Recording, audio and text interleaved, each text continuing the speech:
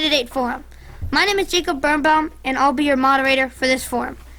The U.S. Constitution says that the people of the United States are allowed to elect our leaders.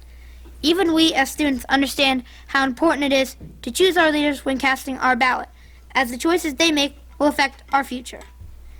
We, therefore, are looking forward to the discussion of the important issues in our state. The rules for this forum are simple. Each speaking opportunity will be for 2 minutes. The timekeeper will inform you an in-pulse sound at the 2-minute limit. Now, I'd like to ask that we all stand for the Pledge of Allegiance. I pledge allegiance to the flag of the United States of America and to the republic for which it stands, one nation, under God, indivisible, with liberty and justice for all.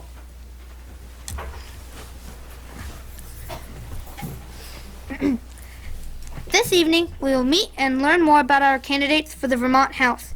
This includes Mike McCarthy, Kate LaRose, Casey Tooth, and Jim Fitzgerald. When I say your name, please spend 2 minutes introducing yourself and explaining why you are running for office. Mr. McCarthy. Thank you so much, Jacob, and for everyone here at Team USA and at St. Albans City School for having us this evening. I'm Mike McCarthy, and I am running to be the state representative for this district, Franklin 3-1, which is St. Albans City in the southern part of the town. So a little bit about me. I'm a city councilor. I see Mayor Tim Smith here in the back. It's been a pleasure being on city council since last spring, and I work in the renewable energy sector, doing solar projects like the solar panels up on the roof at St. Albans Town School, and if permitting goes well, we'll have a solar canopy over the parking lot here at City School that I'm working on for next year.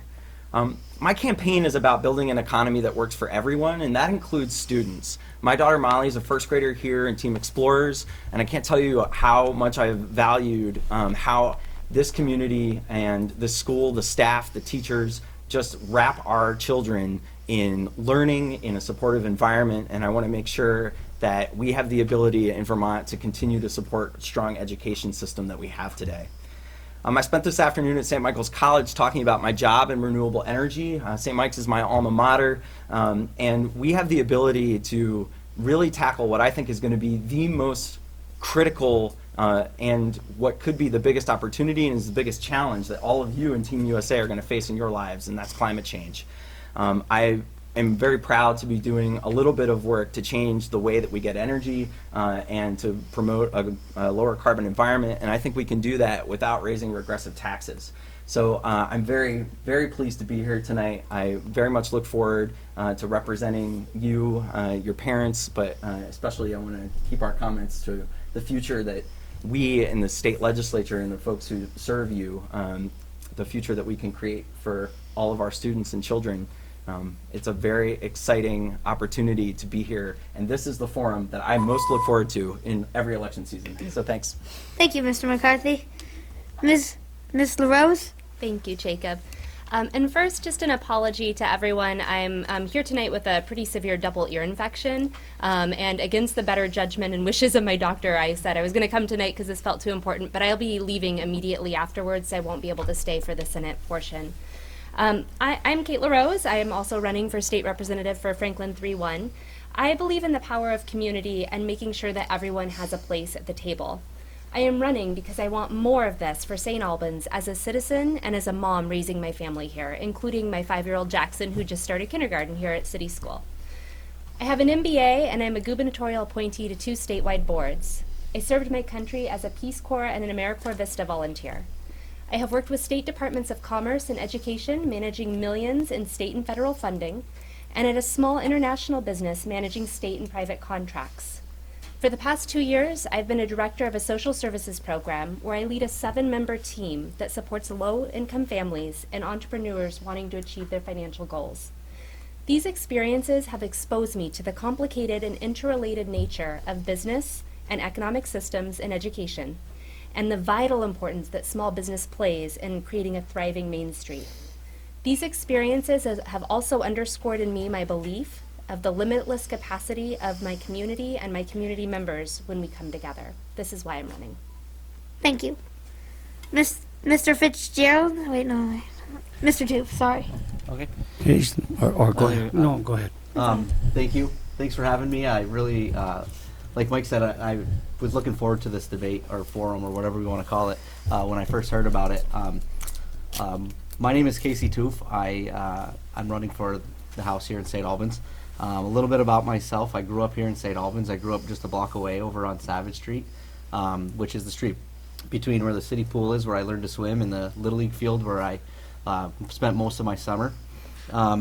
I went to city school from 1990 to 99. I actually had a couple teachers that are here when I was there. I won't say their names because it was a little bit ago. I went to BFA, and from there, when I graduated, I went to Castleton State College, which is Castleton University now. That's where I majored in history and education. I also served on the Castleton College Court, where I was the Chief Justice. It was probably my first time getting involved in politics at a school level. I've also coached here when I was 18, and I coached ever since I've been 18. I've been giving back to my community that way. I'm also on the Planning Commission in the St. Albans town. When I graduated college, I got my first job in politics. I worked on Governor Douglas's campaign, and from there I became the marketing manager at a local car dealership, which led to my job now. I own my own company. I do marketing for small businesses and nonprofits. 4 years ago, I married my wife Ashley. We have 2 boys, Callan and Lucas, who are 3 and 2, which really comes to the question of why I decided to run. I want them to be able to grow up here in St. Albans. I want them to take advantage of everything St. Albans has to offer. We have a great community here, but it's becoming more and more expensive for taxpayers every year. Property taxes, gas taxes. Many of my friends have decided to move out, and so I look forward to this debate. I appreciate you having me here. Thank you. Mr. Fitzgerald? Thank you, Jason. I'm very pleased to be here. I don't like following all this talent. It puts me in a tough position. But these folks here running like I wish to do the very best we can for our community. There's no problem between the 4 of us. Jim Fitzgerald, I'm a former mayor of the city of St. Albans. I'm a 3-time legislator in the House. I served on the city council in St. Albans, the Bellis Free Academy board for 12 years. And I seek to go back to Montpelier because I'm concerned at the direction this state has taken during the past few years and the future that I believe is coming. This is an unaffordable state to live in, no doubt about it. Our senior citizens are hurting to the core. They have not received an increase in their pensions for perhaps 5, 6, 7 years, while the costs continue to climb in our government. It's a tough situation. I think that we need to have someone in Montpelier that knows how to and will reach across the aisle and work with the other parties. It's critical. And everybody that runs for this office says they're going to do that. I promise you, if I'm elected, I will do that. It's the only promise I'm going to make, is to work with the other 149 members of the House and the 30 senators. I hope to achieve some stability in our costs in state government. The schools are very important to me. I'm a former business manager at Bellis Free Academy, and I'm a former railroad man. I worked in the railroad industry in this town, and I was town manager in Milton and St. Johnsbury for a number of years. So I believe I have the experience with local community, how it ought to operate. I think I'm a good communicator. Thank you. Thank you. Thank you all very much. I'd like to introduce Jack Spar with the first question. All right. Thank you, Jacob. So our first question for you today is that, so Vermont schools are currently funded mainly by property taxes. With homeowners and businesses complaining about the ever-increasing burden, do you think that the current system is fair, and what improvements would you make on it? We'll start with you, Mr. McCarthy. Well, thank you very much. So we hear about property taxes. I think all 4 of us have done a lot of knocking on doors and talking to many of our neighbors, and property taxes come up very, very frequently. So there's a number of ways to look at the lens of fairness. And in Vermont, we do a great job of educating many of our children, and in large part because a few years ago, decisions were made to make sure that there weren't just rich communities that had great schools and poor communities that didn't get to spend much on schools. And that level of fairness is one that I can definitely support. But right now, for working class Vermonters, especially on the lower end of the income spectrum that are property owners or rent payers, they're paying much more than their fair share of the burden to pay for our schools. I look at, when we think about cost of our schools, I want to look first at quality. What are we trying to accomplish? And what are the demands that we're putting on the system? Right now, we're asking our schools to take many students who increasingly, I know you probably know that a lot of your peers don't show up to school ready to learn. The problems that they bring with them from home, the issues that we've had with drug addiction, substance use disorders, I should say, are getting us to a place where it's more and more expensive to educate fewer and fewer students because of what we're asking our schools to do. So I would like a system of property taxes that's less reliant on property tax, that recognizes that many of the expenses that we're forcing on schools are not really part of what we traditionally considered pre-K to 12 education.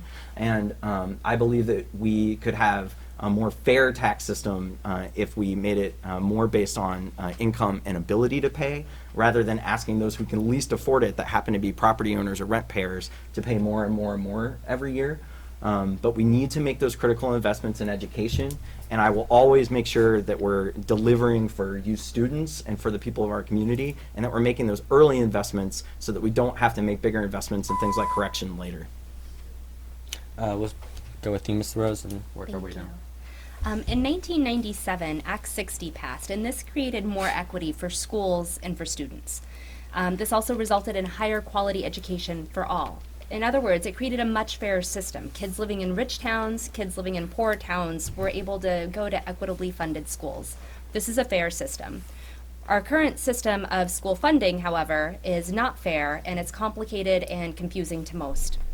It favors high-income Vermonters, and those at the top are paying a much lower rate, percentage of their income, than those of us in the middle at the bottom. So by way of comparison, for a family that is making about $125,000 a year, they might be paying 3%, where those who are making over $500,000 to $1 million are going to be paying less than half of that, so somewhere around 1%. That's just not fair. Taxes really ought to be based on the ability to pay, and based on fairness. So opponents will say that when you move from a system of property taxes to income taxes, there's going to be too much volatility there and it's not going to work. But what we actually know based on the economic analyses is over the last 20 years, when you look at the total amount of income in the state, that grew. It was more stable than the education grand list. So when you look at the education grand list and it changes because of volatility, like for example what happened in 2006 and 2007 with real estate, that's going to lead to annual property tax adjustments, and that's not anticipated for property homeowners, and that's also unfair. At the individual level, if someone's income goes down, say they lose their job or they retired, you actually want to be paying less in taxes. That's how it should work. So that is also a fair system that makes sense. So yes, I absolutely agree that this shift should happen. It's fair for the whole spectrum, from young families just starting out to those who are retiring and wanting to be able to afford and stay in Vermont, and to all the rest of us in the middle. Thank you. All right, thank you for the question. Let me give you a little background of how my campaign has been run so far before I answer this question. I've been to over 4,000 doors. I've talked to thousands of people just this year alone in the last couple months. And the overwhelming response I'm hearing from people in the community is that Vermont is not affordable. I alluded to that in my introduction. I'd say, when I say overwhelming, I'm saying 90% of the people I'm talking to say it's too expensive to live here. Our property taxes went up again. 5 years from now, I'm leaving. When I retire, I'm leaving. That really hurts me, because there's a reason I decided to stay in St. Albans. Was because it's my community. It's where I came up. Is where I grew up. It's where my family is. I don't want to leave, and I don't want my friends to leave. There's talks about carbon tax that could pass in the next couple of years, which would be an even bigger burden on working families that want to may commute to Burlington or out of the county, and it would just make it more unaffordable. I want to make it easier for businesses to set up shop. When a company wants to come in, it's something like 30% of their overall cost to start a business and build a building here is just in permits for them. When they want to give us jobs for people to work at, that will pay property taxes to help fund our schools. This is concerning to me. We talked about renters, people that are renting. Well, this last year in the legislative session, the legislature tried to pass a property tax increase when we had a large surplus. The governor vetoed that, but they still passed a non-residential rate, so people that are renting will see their rent go up, and those are the kind of taxes that we're talking about. I'm in a group chat with my friends from college, and my buddy who lives in Arizona was telling me just last night. He said it's like they don't want you to live there, because we were just talking about all the burdens that are on every day, just from the DMV to gas tax to our property taxes, and it really stuck to me that he said that, and that's really something I want to focus on. Thank you. I wished I could tell you over the past 50 years how many education funding formulas we've been through in the state of Vermont.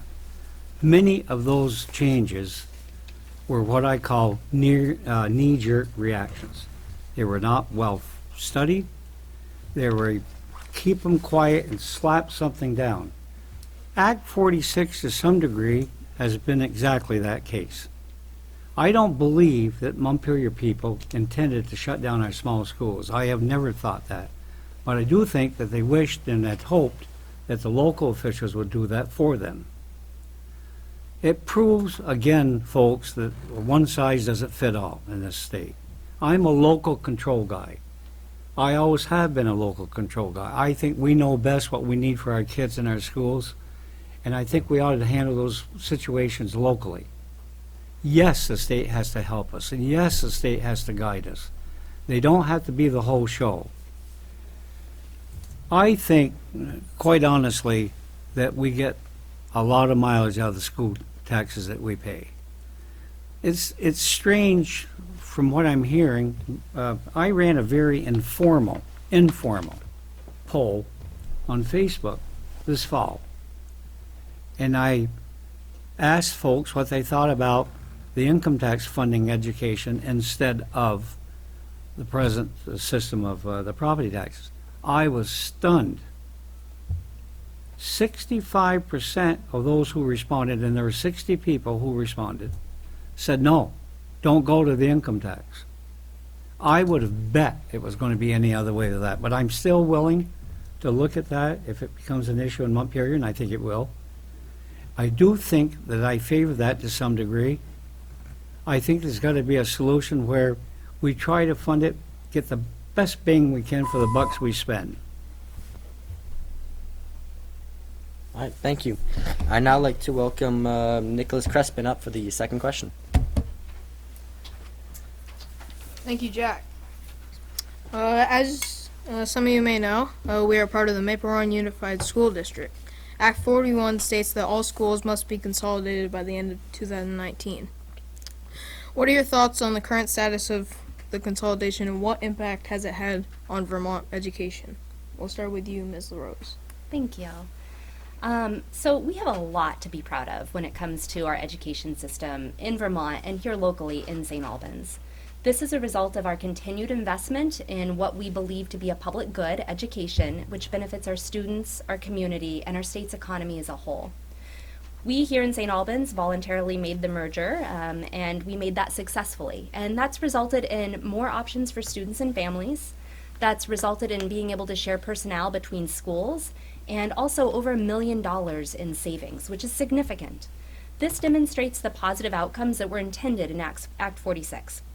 However, I know that that's not the case for other communities. Some other communities, some right here in our own county, are feeling that they're not being listened to, they're not being heard, they're not being valued. That's not what we want either.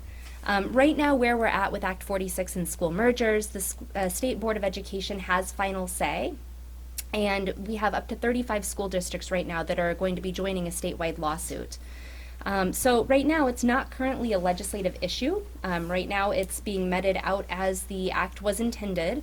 But if it does become one again, I believe there are 3 criteria that we need to keep in mind and base any subsequent decision on. So the criteria would be what's best for students, what's best for our communities, and what's going to save taxpayers money, in that order. Thank you. Great, thank you. I think I want to echo a lot of what Jim said in his last response. I think Act 46 was enacted and passed because it had some good ideas. I think the intent was to save taxpayers money. I think they wanted to consolidate schools so that we can share resources and maybe diminish some of the admin costs that drive up our school budgets. But I don't think we've seen many of those yet, at least in reflection to our property taxes that we talked about earlier. I understand the importance of schools. I understand the importance of public schools. I went to city, like I said, I went to city school, I went to BFA. I also went to a state college. I understand what we need out of our public schools. I think what we need to focus on is the importance of our local control. When we lost our local control with Act 60 and now Act 46, when they're talking about consolidating schools, we don't have the control. We're having people in Montpelier under the Golden Dome make decisions on what's right for St. Albans. Someone from Brattleboro, someone from Montpelier, someone from anywhere else in the state is telling us what we need to know, what they think's best for us in St. Albans. I don't think that's the case. We need to. I'm a big proponent of local control, and that's what I would do. Thanks. I think you heard candidate LaRose hit the nail right on the head. She said, in the end, the State Board of Education will make the decision whether to proceed with this program, Act 46, or whether they will not. That is the problem, ladies and gentlemen, in my view. Those decisions should be made locally. I think we know the kids best, we know the school staff best, we know our taxpayers, we know the base, we know the history of our community, and we should know that better than, as Casey suggested, some guy from White River Junction. Let him take care of White River Junction. We'll take care of St. Albans. It's not a good thing. I don't like to see the control of our local communities go 70 miles south of here. It's not, in my judgment, a good thing to do. I'm a local supporter. I trust the people that we elect, and that's where I think we ought to be doing our business. I don't think Montpelier cares too much about how we feel about the issues. We run our own show here.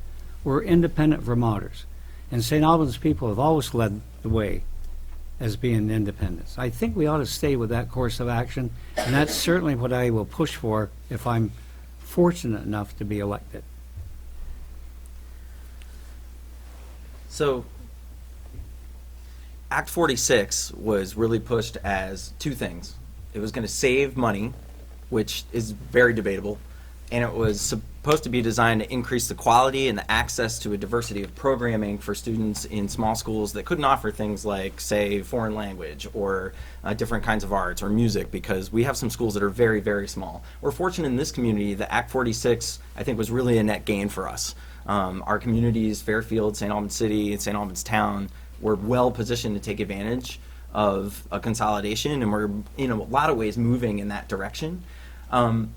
I would say, to sum up the things I agree with what some of the other candidates have said, is that if schools are making that commitment to quality for students, if they're doing right by the taxpayers and they're keeping their budgets under control, why should the state be going in and telling them that they need to consolidate and merge? So the one-size-fits-all approach really isn't working. In regard to some of the comments that have been made around affordability and the relationship between the property tax and the grand list, I think you can look to what we've done here in St. Albans, where we've made public investments with innovative financing that has allowed us to grow the grand list. And when you grow the grand list, you have the resources to tackle some of the tough problems that you have and to spend money without increasing property tax rates.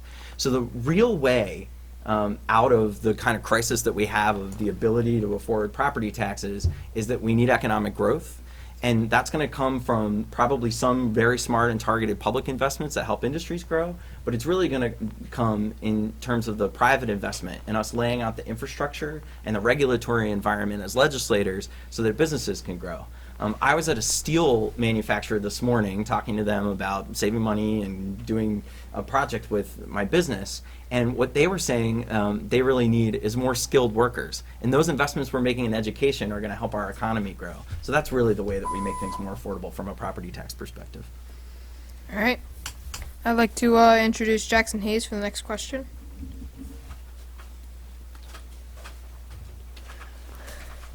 Thank you, Nick. Currently, parents are being separated from their children because of addictions to opiates. The opioid addiction crisis, which has been going on since the 1990s, has gone worse with over 101 opioid-related deaths as of 2017. What are your views on the opioid crisis in Vermont, and how can we counteract it? Let's start with you, Mr. Toof. Thank you. First, I have to say that these questions have been great. I think it really reflects that you guys understand what the issues I'm hearing going door to door. The opiate problem is something that it's probably affected most people in this room. People have lost family members, people have lost friends, I've lost close friends. It's really troubling, it's really tough to see. I think as a community, St. Albans has done a great job over the last, I'd say, 8 years at tackling this problem. Our local legislators have done a good job at addressing this issue in Montpelier, and I think that we're going to continue. I think there's greener pastures ahead. I really do. I've toured, I think the systems that we've put in place are starting to work. Toured BART down there, I think most of us have, and there's hundreds of people that are looking to get treatment, and that's encouraging to me that people are looking to get treatment. And I think the cops and the law enforcement have done a good job. We read about it in the paper every day. It's gone away from, oh, I have a loved one that has a drug addiction, or I have a loved or a family member, and now it's society's problem. It's society has to deal with it. And I think what we do is we continue treatments for people that are looking to get treatment. I think there needs to be harsher penalties for drug dealers and people that are supplying this and taking advantage of our most vulnerable citizens. And I really think that I think we're on the right track, and I would continue to follow the step that our local legislators have done. Thank you. We're going through a very serious time in our state and the nation, for that matter. This is a terrible problem. And I'm glad and I'm pleased that I'm not a person your age facing these challenges today. But I want to encourage you, when you know these sort of things are going on, talk to your teachers. Your teachers will talk to you about this, and it needs to be done. And Montpelier and the legislature needs to lead the way. Should we punish pharmaceutical companies? No, not my judgment. I've heard some discussion going on. It was a horrible thing that somebody gets $10 to run for office because he took $10 from a pharmaceutical company. There are times when you're very pleased to have those companies manufacturing what they manufacture. As a society, we have to be smart enough to use those as they're deemed to be used. We need to talk to church leaders. Your churches need to become more involved. The legislature needs to be more involved. But the legislature isn't a one-size-fits-all answer to your problems. When you're in horrible pain, these painkillers are nice to have, but you've got to know how to use them and use them responsibly. As a legislator, I would do everything in my power to punish doctors, physicians who hand out huge doses. Because if a doctor instructs you to take a certain medicine, you're going to take it. Be not afraid to speak with your parents about these problems. Ask questions. How many of you folks right here read a newspaper every day? Nobody? Read a newspaper every day. Do you have newspapers in the library here available to you kids? Then make sure you listen to the news at night. That's how you're going to learn. Good. Yeah, thanks for asking this really important question. I've lost 3 people that were close to me in my life, 2 of whom I went to school with, to substance use disorders, and the status quo isn't good enough. I want to say that I'm proud that the City Council, in partnership with the town, has made the investment in the Street Crimes Unit, and that we are making the law enforcement investments we need for our community to be safe, but we're never going to police our way or prison our way or punish people out of this crisis. It's not, those policies are very important, but they're not how we're going to solve the opiate epidemic. The worst drug dealers on the planet are pharmaceutical industries who told doctors and hospitals that these drugs were safe. Purdue Pharmaceutical is a perfect example of a company that said, hey, we've got this time-release opioid narcotic called OxyContin. It's hard to abuse. You know, it's a miracle pain drug, everybody said in the 90s. Well, now here we are, 20-plus years later, dealing with the aftermath of those drugs being overprescribed. And I'm very proud that this hospital has really stepped up. Our physicians in this community have really stepped up and changed the practices and done a lot of public education and reduced the amount of overprescription, but there's still a ton of overprescription happening across the state that we can address. We need to support and monitor the work of the hub and spoke model. Having better access to treatment has been great. There's still a dearth of treatment in the state that's effective for substance use disorders. We need to make bigger investments in proven drug treatment, and a big way of how we could fund that is by ending our use and our reliance on private prisons and bringing that money back home and putting that into treatment. And also, I'm very proud that our Attorney General, TJ Donovan, is going after some of those pharmaceutical companies that lied to us about how safe their drugs were. So there are a lot of things that we can be doing. The status quo is not good enough, and I'll be a champion for reforms that will help end this crisis.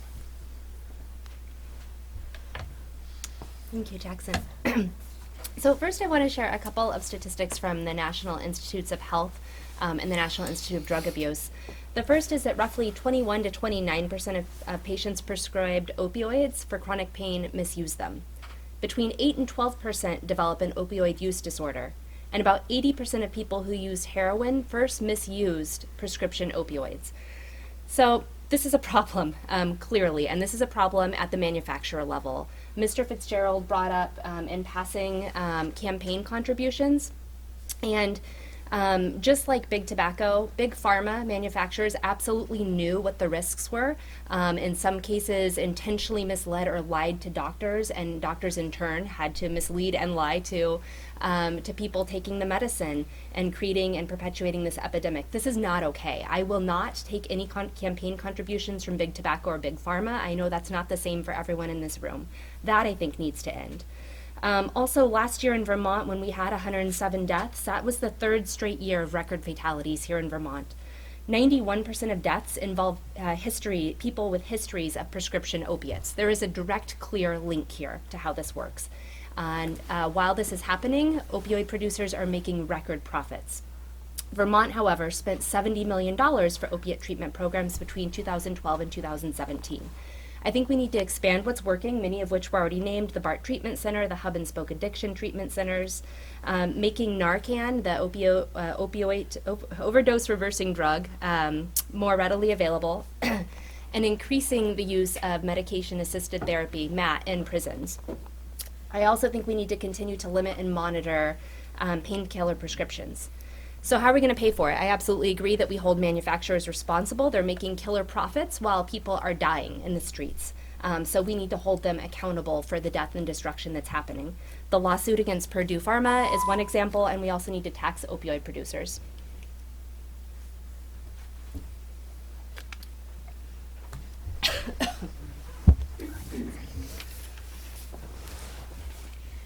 Thank you. We'd now like to conclude the first part of the forum with closing statements. Each candidate will get 2 minutes to share their final messages with the audience. Mr. Fitzgerald, you'll go first. Thank you for that honor. Ladies and gentlemen, and young ladies and young men, I love community service. I have been in community service since 1966, when I was elected an alderman in the city of St. Albans, Ward 2. I want to go back. My wife says I'm a little, for wanting to go back and get in the mix and up here, but I love the game. I love representing you folks, and I love to see achievement and making your lives better. And that's the only reason I'm running. You go bankrupt down there insofar as salary is concerned. It's not money. It's the will to serve the people, and that's exactly what I'm asking you to do, to allow me to do that. Thank you for this forum. The questions have been outstanding, and I'm very impressed with the kids in the audience here this evening. I want to thank the panel, the rest of the candidates here. They're very professional people, and I enjoy working with them. Thank you for your consideration. So Jacob and all of your teammates here at Team USA and your teachers who are here this evening and help facilitate this, thank you so much. I really do just want to say again, this is the one campaign event that I really, really do get excited about every election season, so thank you for having us. I can't wait until Molly's in middle school and can do this with her. I think this election for your parents, I want them to think about who's got relevant experience that's going to be able to effectively represent this community down in Montpelier. I'm a former legislator, I'm on the city council, I'm a business person, I work in a very fast growing industry, and the way that I believe that we're gonna truly make Vermont more affordable and have an economy that works for everyone is by growing the economy in a sustainable way from the bottom up, where we really support families with basic benefits, and we make sure that we're not having an experience where we have two Vermonts and we're leaving a lot of lower income people as sort of a second class that's being left behind. So I want to stick up for everybody, but one of the most important things that I think we didn't get a chance to talk about tonight is making the investments that are going to make our environment and truly our economy as a result better, like investing the dollars that we need to in lake water quality. I want you all to be able to have your kids swim in a lake that doesn't have blue-green algae blooms, and those are the kinds of priorities that I'm going to make, is looking forward and investing for the future if I have the honor to represent you and your families in Montpelier. So I'm Mike McCarthy, and thank you very, very much for having us tonight. First of all, I want to say thank you as well to Team USA. This is absolutely incredible to be able to be at this event. And as I was sharing with some students before we started, of all the forums that we've been to so far, these are absolutely the best digs, like the best chairs and the best setup. Love the stars with the red and the blue on the outside. Those are great. Thank you.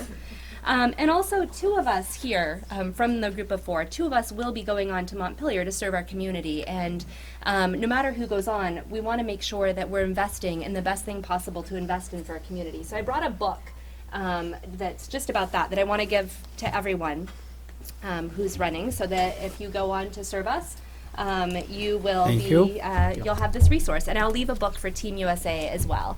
It's called What Matters: Investing in Results to Build Vibrant Communities. So when I think about what I want in a leader, when I think about who I want to be serving in the state legislature for my community, there are three quotes that come to mind, and I'm going to share them here with you. The first is from JFK. Leadership and learning are indispensable to each other. The second, Martin Luther King. A genuine leader is not a searcher for consensus, but a molder of consensus. And finally, Henry Ford. Don't find fault, find a remedy. With me, you will get a representative who will learn, who will listen, who will build consensus, and who will find remedies for St. Albans. Thank you. All right. Thank you, Team USA.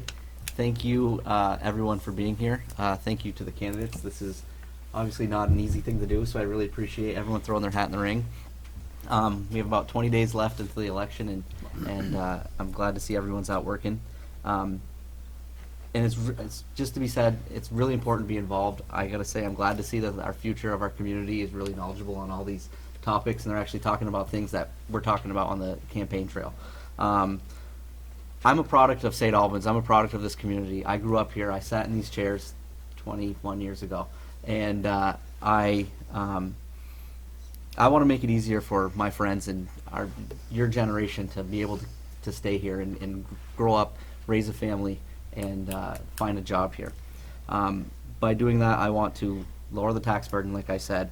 I want to improve our tech centers. I want to encourage students to go get involved in the trades to help build our workforce for the future. I also want to obviously battle the opioid epidemic, but most importantly, I think we need to make Vermont more affordable for businesses and people to be able to come back here, stay here, prosper, live, work, and raise a family, basically. So I thank you for your time. Thanks for listening to me. Thanks for all the questions. Thank you guys again. And if, yeah, I guess that's it. Thank you so much.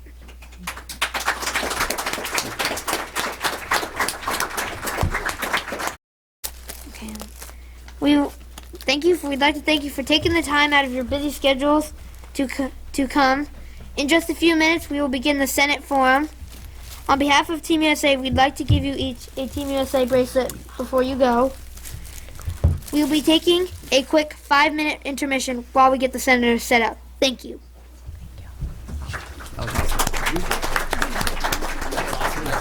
To the Team USA Senate Forum. This evening, we will meet and learn more about our candidates for Vermont Senate. This includes Pam McCarthy, Dustin Tanner, Corey Parent, and Randy Brock.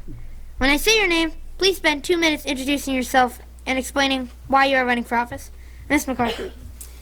I'm Pam McCarthy, and I live in St. Albans town, and yes, I'm Mike's mom, who was sitting here in the chair before. Actually, I have 4 children and 5 grandchildren, and I value education quite a lot. I'm really excited to see what you guys are doing here tonight, Team USA, and thank you for inviting me. I have my master's degree in educational leadership. I had my first job here as full-time work in Vermont as a home visitor for the Parent Child Center in Alberg. And from there I went on to be the director of the Family Center of Northwestern Vermont, and then the Agency of Human Services field director here in Franklin and Grand Isle. And now I run a statewide organization for families of children with disabilities and special health needs called Vermont Family Network. That's a $2.2 million organization that I run.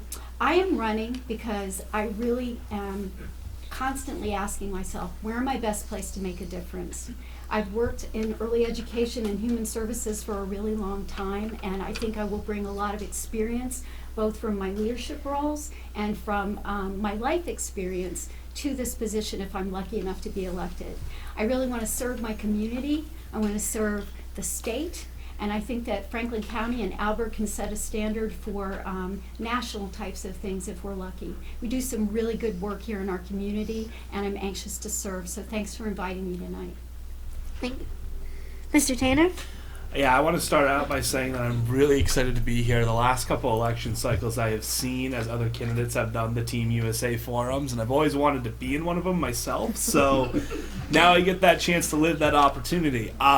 My name is Dustin Tanner. I grew up in Fairfield, went to Fairfield Center School, which is now part of the Maple Run District.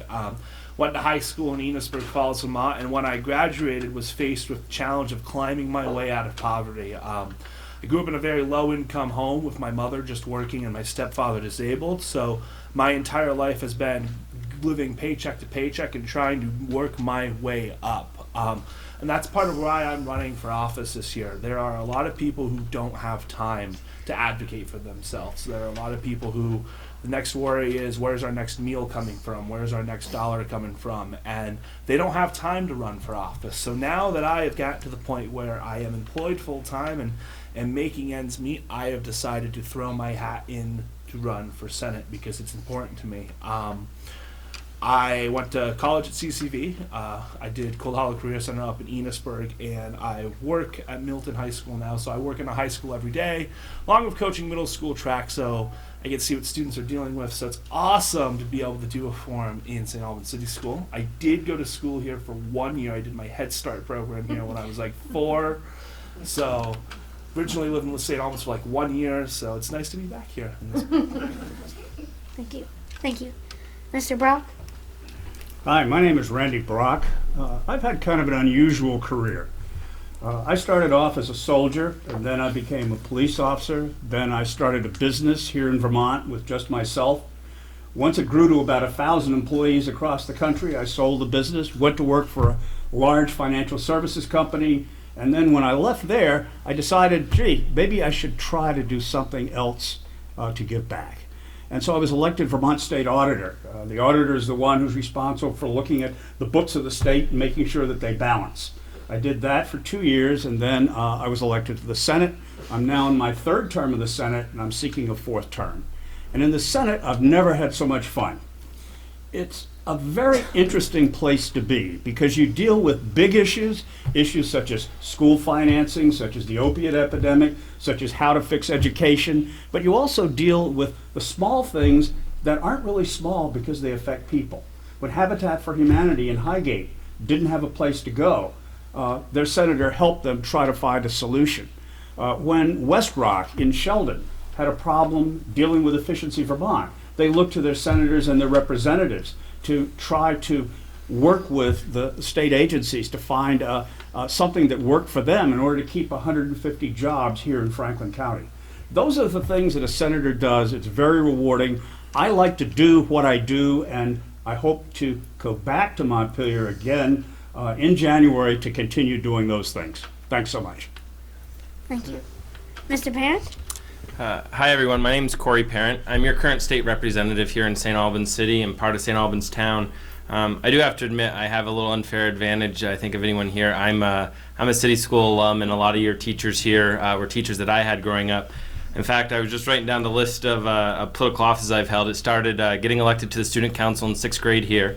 I was president of the student council my 8th grade year here, and we got a student on the school board where I served with Mr. Coffey's wife, Trudy, for that year. I was class president at BFA and went on to become a student body president where I went to college at St. Lawrence University.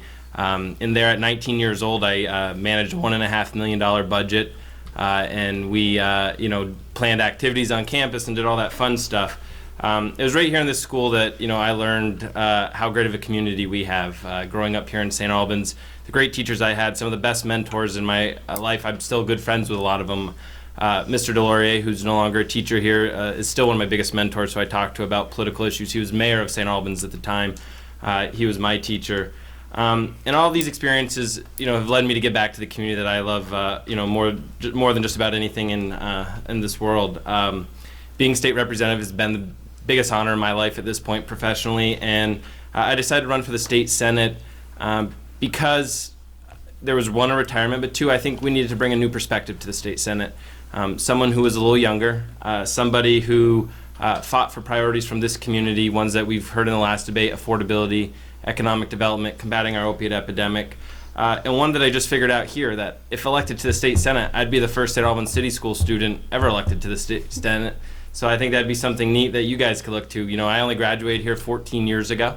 Actually, when I left city school, I went on to help a local politician because I was interested in politics, get elected state auditor. Now he's my running mate, and hopefully with a couple of votes, my seat mate. So Randy Brock was a mentor of mine, and I'm here, tonight to talk about the issues as we move on. Thank you.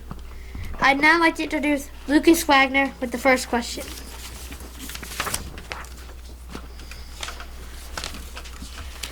Thank you. According to Forbes magazine, Vermont is ranked 48th in best states to do business in. What do you think about the current business environment in Vermont? Do you think we need to improve it? If so, how? I'll start with you, Mr. Tanner.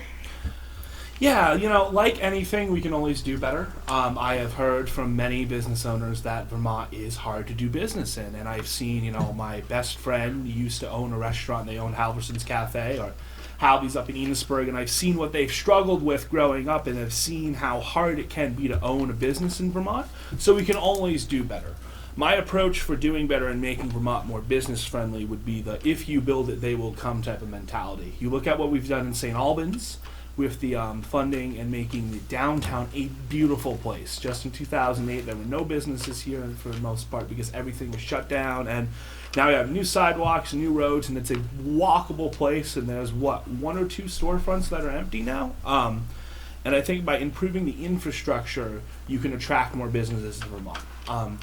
We are a small state, and we are not going to be able to untax places like New York. We are not going to say to places like New York, yeah, we can offer you such a lower tax rate, because it's just not feasible for Vermont. So what I want to do is I want to improve our infrastructure. Good roads, good sidewalks, better broadband internet. So if you want to start a business up in Berkshire, Vermont, you can. If you want to start a business up in Alberg, you can.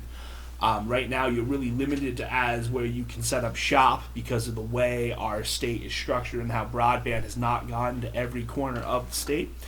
And I also work with local businesses to look at the permitting cost. I am a member of the Northwest Regional Planning Commission. We see a lot of good projects come through there. And permitting should not be as expensive as it is right now, especially if you are looking to give back and hire Vermonters for good, high-wage jobs. Thank you. Now we'll go on to Randy Brock. Mr. Brock. Thank you.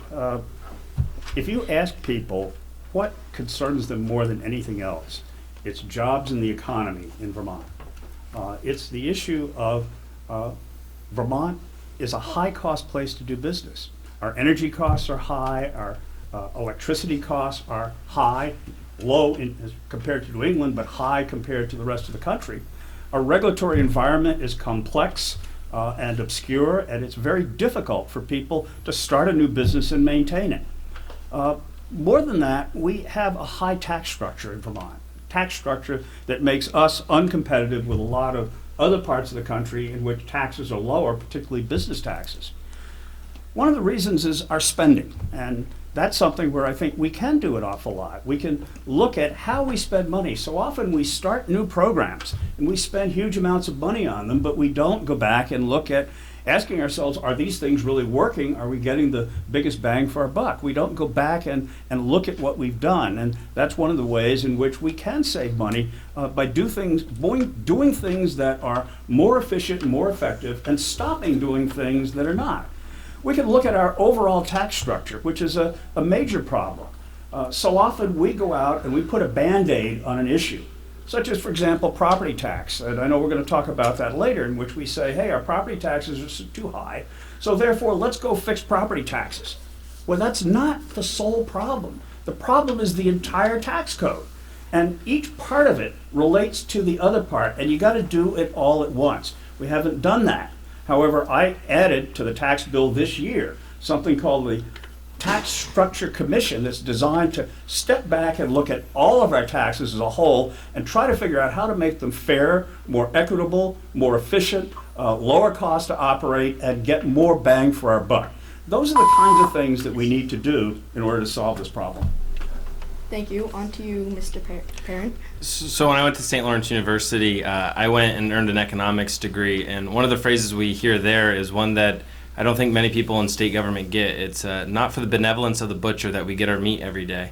What that basically means is that people don't go to work sometimes just for the fun of going to work. You know, businesses don't go into business just to go into business. They go into business to be profitable. They go in to make money. They go in, to sell a product or to make a product. And what we have to learn as a state too, that when we make a lot of good products and we have this economy here, but we really struggle bringing in larger businesses. We really struggle bringing in outside investment, and we really struggle on bringing outside dollars into the state of Vermont.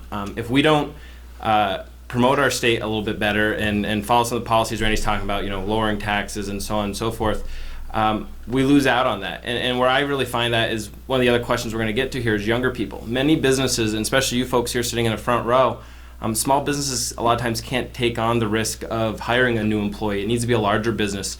Whether you want to hear it or not, and as a young person, it's hard for me to hear, sometimes your first couple years on a job, the investment they make in you as an employee, you're not actually making the business that much money. So we need businesses that can handle that kind of capital investment to grow our economy and to give people the experience they need here in Vermont. And that's why, in the House this year, I helped push a bill through that Randy ended up getting through the Senate. That saved those jobs up in Sheldon at the paper mill. It ended, they have a factory in Vermont, they have a factory in Ohio, and they came to us and said, we can make the same product much, much cheaper in Ohio than we can in Vermont, and here's one of the biggest reasons why. Now we can shift our production to Ohio, or you guys can help us make this change so that we can keep jobs here. Well, it was a no-brainer for us to make that change. It was a bipartisan bill. Everyone in the legislature, except I believe one senator, voted for it. So anytime you get anything through the legislature, 179-1, it's a pretty big deal. But we need folks who are going to be focused on growing economy, not those who believe that businesses are in it for their benevolence. They don't. People need to understand that. It's easier for us to stay home than it is to go to work. So we need to incentivize people to go to work and businesses to continue to invest and grow. Thank you. Now on to Ms. McCarthy. So It is a difficult climate oftentimes for small businesses here in Vermont. Part of that is because the laws are designed for larger businesses and sometimes can be onerous for them. I think we really need to look at our educational system and how we're growing the workforce for the next generation and really developing people that have the skills that our employers are looking for. I think Vermont is incredibly entrepreneurial, and we see some really good small businesses sprouting up. And I do think some people go into business for the love of what they do. I was a small business owner here in St. Albans for 5 years with my sons, Cosmic Bakery and Cafe, and I know how important it is to be able to give the people that are working for you good wages and good benefits, to be able to attract them and to keep them. Whether you're a small employer or a larger one, those things are really important to your workforce. As a person who runs a nonprofit now with 45 employees, I know those things are really important too. Those people go home to their families as well, and they need to have stable wages, and they need to know that there's a good future for themselves and for their children. I think we need to really be selling the Vermont brand even more. We have some amazing products here. We have a great place to live. We can attract other people to come live here and work here if we design things well, and we are promoting the types of things that we have here that attract people to come and stay, like our waterways and cleaning them up and making sure that they are healthy for the future, our working landscapes that we have, the agritourism that is going on, the wonderful local foods and businesses that we have. All of those can be attractants to people to come here and work and to play and to stay. So I'm excited about what's possible actually within our small business community and in the larger business community, and what it is we can do to attract people to come here to our state, and particularly to Franklin County and Alberg, and to make their homes and to add to our economy and to our community. Thanks. Thank you, everyone. Now I would like to introduce Lila Rouleau up to the podium. Hi. By 2024, the minimum wage in Vermont will be raised to $15 per hour. What is your opinion on the minimum wage going up in Vermont? Do you think we need to improve it? If so, how? We'll start with you, Mr. Brock. Well, let me just add that the minimum wage bill to take it to $15 an hour by 2024, although it was passed by the legislature, it was vetoed by the governor. And so therefore that minimum wage law is not going to go in effect. I wouldn't be surprised to see that bill come up again in the legislature in the next session. I voted against that bill when it came up in the legislature, and I voted against it for a number of reasons. The first of all, you cannot legislate your way to prosperity. By simply raising the minimum wage to $15 an hour, you ask yourselves individually, if you owned a store or a business and the government told you to raise the minimum wage, what would you do? Well, the first thing you'd do is you'd raise your prices, and that's called inflation. And so you raise your prices, that makes it more expensive, and so the person who's earning $15 an hour has to spend more to buy the goods and services that they would have bought before. Our joint fiscal office, which is the legislature's arm that examines spending, looked at the $15 an hour minimum wage, and they concluded it would result in the loss of about 2,800 jobs. And so again, you ask yourself, if you're a person who makes $12 an hour or $13 an hour, would you rather make that or would you rather be unemployed? There's also the inflationary effect for businesses. I talked to a small business owner here in St. Albans, and he says, you know, this guy, and he points to a guy in the front of his business, he earns $17 an hour. If the minimum wage became $15 an hour, I would have to raise his wage also. The net effect is that every piece of good or services that we buy would likely increase in price without any increase in value. Now, that being said, we have low unemployment right now. Virtually nobody makes the minimum wage right now. Employers raise wages as their needs arise, and that's what will happen. So a pretty good way for you guys to think about this one. How many of you have been to the grocery store or even McDonald's in the last couple weeks here in St. Albans? Raise your hand, front row. Have you seen the self-checkout? Have you seen now you go to McDonald's, you can order your meal right on the screen and someone brings you your food. Companies, when they look at these costs, as Randy said, inflationary, are going to go, is it worth investing $1,000 into a machine where people go and use it their own, or into higher wages. Well, in the long run, from a business decision, they're going to invest in that machine, and that's where we're going to lose jobs. As Randy said, the nonpartisan Joint Fiscal Office, as legislators, we have folks who help us draft the legalese of laws, and we have folks who do the math when we say we have an idea what's the impact going to be on the state of Vermont. And they said for the foreseeable future, we'd lose about 3,000 jobs a year. And those are jobs that you guys will be looking to fill in the next 4 or 5 years as you go to high school to help save up for college. Those are jobs. I remember when I was a young kid, I actually worked at, it's not there anymore, but Pizzeria. It was an arcade there on Lake Street. And then I went to work at Macro, which was making telephone calls because they paid $2 more than Pizzeria. And I remembered as a kid, I go, well, I can make more money. I'll go there. And Randy's right. Our job is, as we're out on this campaign trail, is to go out and talk to businesses. There's Vermont Precision Tools in Swanton who'll hire you at more than $15 an hour right now. There's Superior Technical Ceramics in the industrial park who'll hire you at more than $15 an hour right now. There's Ben & Jerry's Ice Cream. There's the St. Albans Co-op. We have a shortage of employees right now and a workforce for folks to go. If you want to make more than $15 an hour right now, you can already do it without the legislature doing it, and you can actually make much more and get better benefits. So I think what we need to do is invest more in why are folks working minimum wage jobs throughout their life, and if what factors are causing those, and how do we support those folks to get the skills they need so that their earning potential is unlimited, not just stuck at when you set a floor. And you'll learn as you guys grow, and maybe if you take economics classes, minimum wages don't work. They create an artificial floor that causes waste and inefficiency in our economy. McCarthy. So I do believe that we need to increase the minimum wage, because I believe that people need to have ownership over their own resources and their choices, whether it's about a job or something that they're going to purchase. And I think even in the work that I'm doing right now, I have people who are well-educated people who are doing jobs in early education and early intervention who are making less than $20 an hour and are finding it necessary to work a second job in order to be able to afford their homes and their transportation and their health care and their child care. I think that by putting more money back into Vermonters' pockets and giving them choices, it's really important that they will be able to, again, make better choices and invest their money as they see fit. And I really think that that's an important piece that we need to consider. Minimum wage right now is not a livable wage. It is not a housing wage, and it certainly isn't one that is survivable for most people, even in two-income families. So I think it's really important that we continue to grow job opportunities that pay better, but that the floor be raised so that people are not living in poverty and that people have better choices. This also means that we need to look at things like the benefits cliff, where it makes it kind of impossible to access things like childcare financial assistance if you're making too much money, or other types of benefits that actually help people purchase food and keep a roof over their heads when they're not making a lot of money. So again, I want to give people their power back, and I think part of that is raising the minimum wage and doing it incrementally so that businesses can live within that.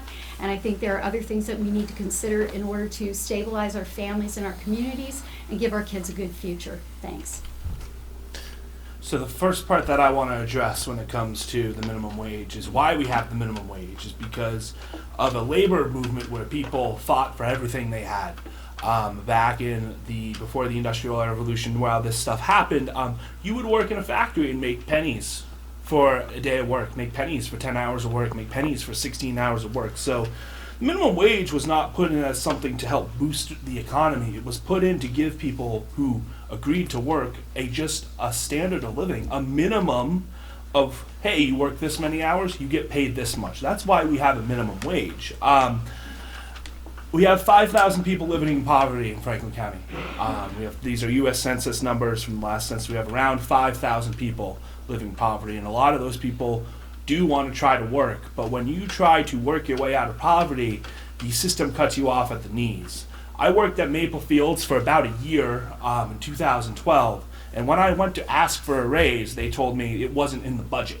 Found out that my manager got a bonus for keeping payroll low. That was unfair to me, and I was working 40 hours, 50 hours. I am a strong supporter of the $15 minimum wage, because if you are willing to work 40 hours a week, you should be paid to the point where you can pay your bills. Automation is coming. Whether we raise the wages or not, those machines are going in at Hannaford's, those machines are going at McDonald's. That's another issue that we will hopefully get to in future forums, because automation is coming whether we like it or not. We need to take care of the people working in Franklin County now.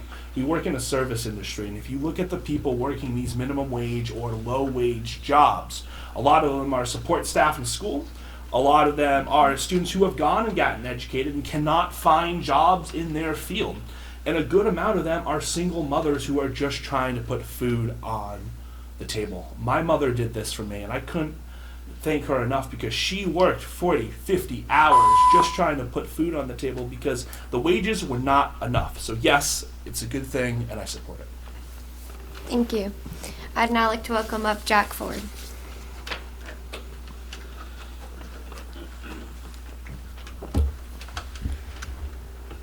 Vermont continues to have a difficult time keeping young people from leaving the state. How would you help stop this from happening? What do you believe we can do to bring more young people into the state? We'll start with you, Mr. Parent. Sure. So it was actually, probably about 8 years ago now that I was speaking to another group of Team USA students about an internship I had just done in New York City with a large financial services firm, and that I had accepted a job to go work down there. What I often didn't talk about is I didn't particularly ever like New York City, and I didn't particularly like working at the job that, or the internship that I had in New York. But it was a well-paying job that gave me a lot of experience and responsibility at a fairly young age. But I spent my whole senior year at college. I had accepted that job before my senior year, figuring I was lucky enough to have a job when I graduated from school to not complain, but I was looking for a job back here in Vermont. And unfortunately, I couldn't find a job in Vermont that would, one, give me responsibility that I was looking for, and two, a modest income that I was looking for at the time. And so I went to New York for 9 months and was lucky enough during that time to keep looking for jobs and to find a job back at the University of Vermont Medical Center. So I've lived it. I've been there. You know, I had to leave this town that I never planned on leaving. My wife and I both grew up here in St. Albans. We always wanted to raise our kids here in Franklin County. This was always home and where we wanted home to be. So we didn't leave because we wanted to. You know, I left because that's where employment took me. So to turn this trend, I think it's every reason why I've run for office. It was actually shortly after we moved back to Vermont that I ran for office and was elected to state legislature for these reasons. We need to make Vermont more affordable so young Vermonters can afford to rent an apartment here, can afford to buy their first homes here. We need to make Vermont more affordable so that there are jobs here that you know, can utilize the skills that they learn in college or in trade school or out of tech centers. And we need to you know, make sure we have vibrant communities like we have. You know, we need to make sure we're investing in our downtowns like St. Albans City has, and making sure this is a place where people want to live. Ms. McCarthy. So I guess I should jump off from where Corey left off. I agree that we need to make Vermont a place where people want to stay. I also am really curious about the statistics for young people who leave, who then choose to come back and raise their families here and put their roots down here because they've had a chance to explore the world a little bit. Not everybody who leaves stays away, I suspect, but I would love to know more about that. I do think that we need more and better job opportunities here for our young people. I think they need to have livable wages when they get those jobs.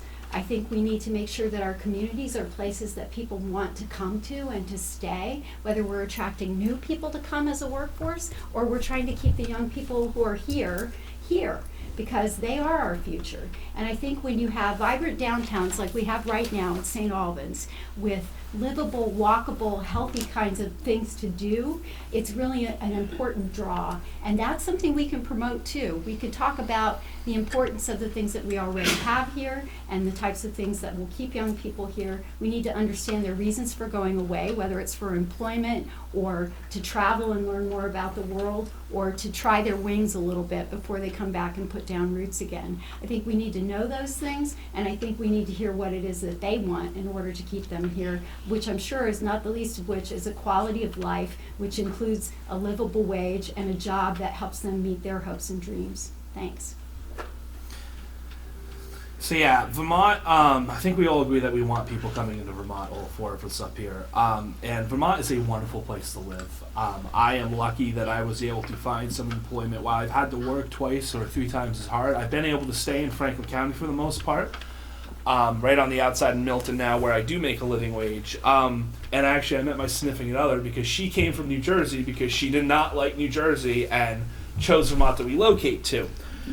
Getting people to stay right out of high school, I think, is a losing battle. I think that's a downhill climb because, you know, the minute you get out of high school, you want to spread your wings a little bit. You want to get away from your parents in some cases. You want to learn to be independent. You want to go away to college. I think what we can do is attract those people back and attract people to come to Vermont. Vermont, you know, we have a wonderful environment here. We have a beautiful mountain range on the Long Trail with Mount Mansfield and Campbell's Hump that you can hike and get spectacular views, and we need to market that to people, right? We also need to clean our lakes so we can market our lakes so when you come to Vermont you can go swimming, you can go hiking, and along with those two things, bring 21st century jobs into the state. Dealer.com is one of the bigger companies in Vermont now because they are a 21st century industry. When you had Dealer.com coming in, I'm sure a lot of people didn't know about them and didn't know about what they did. And that's what we need to start doing as Vermont. We need to go to these tech industries. And it goes back to what I said earlier about if you build it, they will come, right? We need to be able to go to tech industries and say, hey, we have these wonderful spaces in towns like St. Albans for you where you have Montreal just a little over an hour away. You have beautiful mountains a little over an hour away, and your employees not only are going to want to work here, they're going to want to live here. And I think that will be the strategy that we can use to get people to come back into Vermont, whether they be young people, middle-aged people, or people who just want to spend their life here, because that's how we can grow as a state. We need to focus on the innovation economy, and we've started to do that. We now have businesses and industries in Vermont in which we do things very well. The captive insurance industry is a classic example in which we have thousands of jobs in Vermont serving that particular industry. A captive insurance company is one that in which a large corporation becomes its own insurance company, but it has to have a structure to be able to do that. Well, Vermont created that structure, and now we're the leader in the entire United States of captive insurance industries. Why? Because we created a government agency to regulate it that knows how to do it very well, and is very fast on its feet in doing it. And we're the leader in the nation.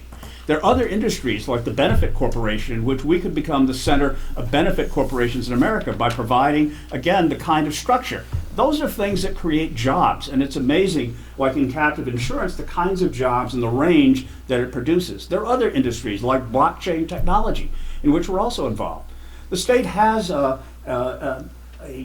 focus on investment technology in which we have a number of incubator spaces around the state. And you go into them and you look at young people, typically recent college graduates, who create new businesses and new ideas. And now we're creating a structure to help them grow those ideas and build them. You have Champlain College that has a program called BYB, Bring Your Own Business to College, which looks for kids who are developing their own business. They bring that business to college and they learn how to manage it, how to operate it, and how to grow it, all while getting their college degree. We can be innovative in what we do, but above all, what we have to do is we have to put that sign out at our borders that says Vermont is open for business. A lot of people don't realize that. A lot of people think that Vermont tries to chase away business, and I think some of our state agencies, in fact, do that with over-regulation. But I think we could be creative, and I think those of us as leaders have got to continue to push that idea. Thank you.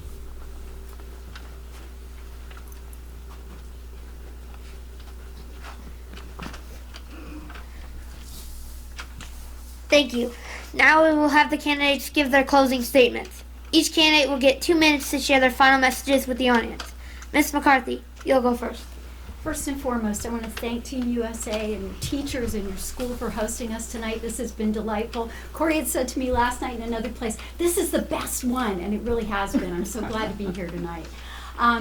I am really excited to have the opportunity to run and hopefully to serve. I really want to be a voice for the families in Franklin County and Albuquerque. I'm a really great listener. I'm somebody who can take action and do that well and be accountable. I am coming from a family of educators. My husband's on your school board. My youngest son is a music educator by degree, and my daughter has been a principal and is a teacher. So I know the value of education, and I want to see us have a really strong system from pre-K up through postgraduate. I want people to have good opportunities for employment and for good wages. I want to see us clean up our lake and preserve our working landscapes. And most of all, I want to make sure that we're taking care of our families, listening to what they want and need, and being able to help them get that. And I think I can do that. I want to make sure that people have good incomes and that they have health care that they can afford, that will meet their needs. I want to make sure that there's childcare that meets both families' needs and employers' needs. And I want to make sure that we are really making this type of educational system a gold standard, not only for Franklin County, but for Vermont. Thank you all tonight for having me. If you haven't voted already, grown-ups, you can do that. It's early voting time still. And if not, we'll see you at the polls November 6th. Thanks very much for having me tonight. Thank you. Mr. Tanner? Yeah, I've had a lot of fun at this. I just want to say that, I've had the smile on my face the entire time. This is so awesome, and I wish I could have done something like this when I was a student myself. So my closing statement, I am running for Senate because I want to be the voice for those who are too busy trying to get by to share their voice. That's why I got into politics. I've been saying since 4th grade I don't want to be a politician, and I'm not a politician still. Even though I'm running for office, I've never been somebody who's wanted to do this. I've done this because this is how I can help. This is how I figure that I can help those families who are struggling to get by. And this is how I feel I can be most efficient in getting the word of people who need help out there.